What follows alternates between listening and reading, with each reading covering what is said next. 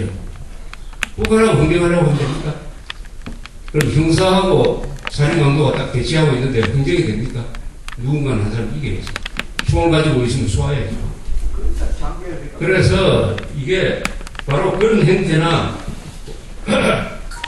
황모라는 소설가를 데리고 다니는 그런 행태나 나는 이념을 버리고 실용 노선을 간다고 하는 형태나 이게 다 일관성이 있습니다. 일관성이. 그런 점이고, 그 다음에 한나라당은 그것보다 더 한 발 더 나가가지고 당 쇄신위원장이라는 아주 중요한 자리에 원희룡이라는 의원을 만장일치로 임명을 했어요. 최고위원회의가 그쪽의 가장 최고 결정기구입니다. 거기서 만장일치로 원희룡이라는 사람 몰랐는 사람은요 6.15선언 실천해야 된다는 주장입니다. 이게 또 법률가 출신이에요. 이 한국의 문제 집단 중에 하나가 법률가 출신의 정치인입니다. 지금 판사들도 문제지만 이 사람들은 법률가 판사라는 그 재주를 가지고 헌법을 부수는 일을 하고 있어요. 헌법을 부수는 일을 합니다. 헌법을 모르는 사람이 헌법을 부수는 것이 아니라 헌법 법률을 뻔히 알면서 그걸 가지고 헌법 부수는 데 이용을 하고 있다는 겁니다. 노무현이가 그 필두인 인물이지만은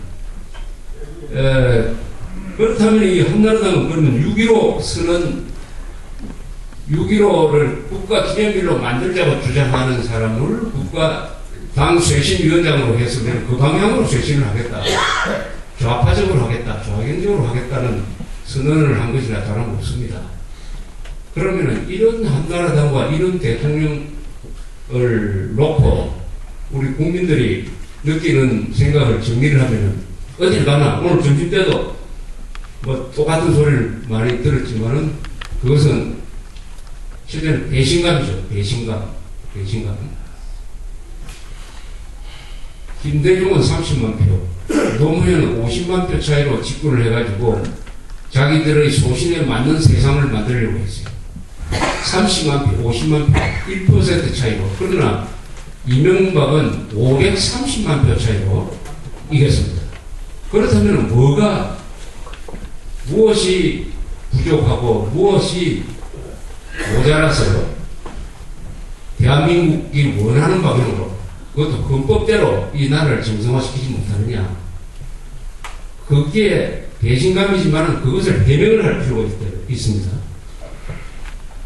용기를 내지 못하는 사람, 더구나 권한이 있으면서도 법 집행이라는 권한이 있으면서도 그것을 행사하지 않는 사람은 약점이 잡혔기 때문입니다. 약점. 그 약점은 여러 가지가 있어요. 좌파한테 약점 잡힌 경우도 있을 거고, 또 스스로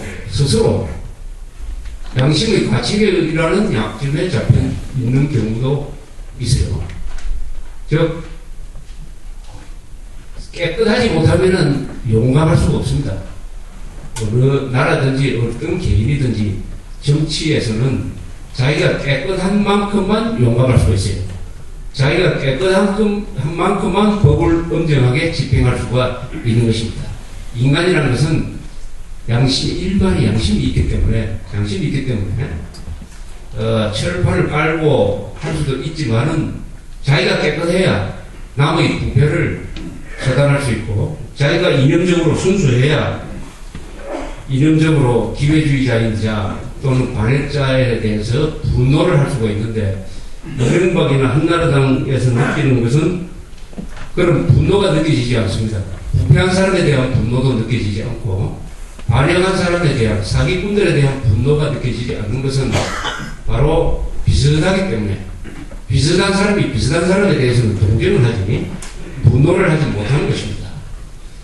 그래서 지금 정치권에서 특히 한나라당과 이명박 정부에서 반드시 노무현 전 대통령을 부패 혐의로 구속해야 된다는 주장을 하는 사람이 단 한 사람도 없습니다. 한 사람도 없습니다. 이게 입장이 바뀌었을 때 상상을 해보세요. 노태우, 전두환 두 사람이 비자금 문제로 수사를 받을 때 얼마나 그 당시에 집권여당이 신한국당이었습니다. 그쪽에서 구속하는 이야기가 얼마나 많이 나왔습니까? 왜 지금 박희태라든지 원내대표나 이런 사람들이 반드시 구속해야 된다는 이야기를 왜 안 하는 것입니까? 그것은 유유상종이라는 말로서 설명될 것 같고, 문제는 여기서 끝나지가 않습니다. 2012년에 이런 식으로 가면 어떻게 되느냐. 저는 이 보수정권이 출범할 때부터 보수 자정이라는 말을 많이 썼습니다. 이 5년이라는 것은 한국의 보수층에 준 기회다 말이지. 근데 이 기회를 이용을 해가지고 우리가 첫째, 보수 자정을 해야 된다. 보수 세력이 스스로 깨끗해져야 된다. 두 번째는 법치 확립을 해야 된다. 법치 확립을 하지 않으면 2012년에 가면 다시 넘어간다. 2002년에 노무현이가 50만 표 차이로 이겼다고 해가지고 그날 밤에 광화문 거리에서 노사모들이 모여가지고 환호를 치고 할 때 이미 그 마음속에 2007년에 질 수밖에 없는 씨앗이 자라고 있었다. 왜냐? 무슨 씨앗이냐? 오만. 그 오만 때문에 노무현은 망했어요. 이명박과 한나라당은 2007년에 집권했다고 기분이 좋아하는데 그 마음속에 뭐가 있었느냐? 무사안이, 이기주의, 그리고 용기 없음, 이런 것이 씨앗이 돼가지고 지금 점점 이 씨앗이 커져가고 있습니다. 커져가고 있어요. 이런 식으로 하면 2012년에 좌파 또는 기회주의자가 집권하게 될 가능성이 점점 높아지고 있습니다.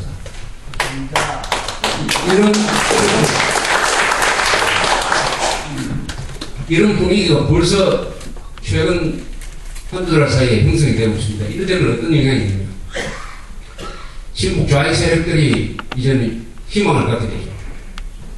친북 좌익 세력들이 다음 정권 때는 다시 다음 대통령 선거 때는 다시 정권을 찾아올 수 있을 것이다라고 희망을 갖게 되면은 억지를 부리고 며칠 전처럼 긴 창을 가지고 와가지고 죽창을 가지고 와가지고 폭동을 합니다. 폭동.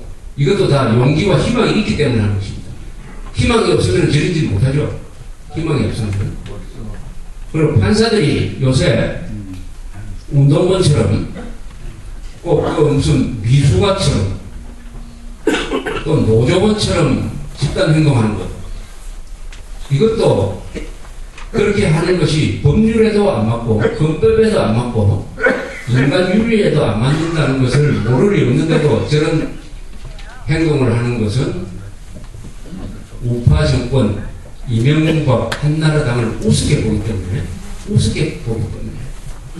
이렇게 깽판을 쳐도 우리를 누가 견제하고 누가 응징하겠느냐 하는 이런 것 때문에 하는 것입니다. 그래서 이 보수 자정과 법치 확립이 현재로서는 이 정권에 의해서 되지 않고 앞으로 될 가능성이 굉장히 약해졌어요. 이번 노무현 전 대통령을 구속하지 않았으면 좋겠다는 생각이 아마 여권 안에 다 있을 것입니다. 그 이유는 노 전 대통령을 구속해 놓으면은 그 기준으로서 이 정권 쪽에 있는 사람을 같이 쳐야 되니까 우리한테 칼날이 들어올 것이다.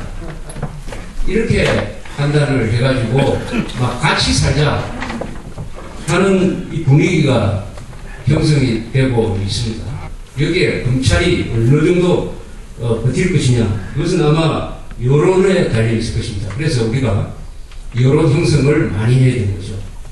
검사나 판사들은 법률과 양식에 의해서 법을 집행하게 되어 있으나 실제로는 여론에 많은 영향을 받습니다. 그래서 이 여론을 우리가 형성을 해야 됩니다. 그 여론 형성하는 방법은 여러분들이 지난 10년 동안 해왔던 그 방식이죠. 그래서 2012년에 악몽이 점점 크게 자라나고 있다. 2012년에 대통령이 되려고 나선 사람들을 한 사람 한 사람씩 따져보면은 이명박 대통령보다 낫다고 생각되는 사람이 별로 보이지 않는다. 오히려 더 왼쪽으로 갈 가능성이 있다. 라고까지 생각이 되니까 우리가 희망이 희망이 없는 것은 아니지만은 희망을 만들어내지 못하고 있습니다. 희망이. 그래서 2012년을 향해서 우리가 애국 세력이 희망을 갖도록 그 희망을 만들어내야 됩니다. 어떻게 이 희망을 만들어낼 거냐. 하는 것에 대한 이 고민이 있어야 됩니다.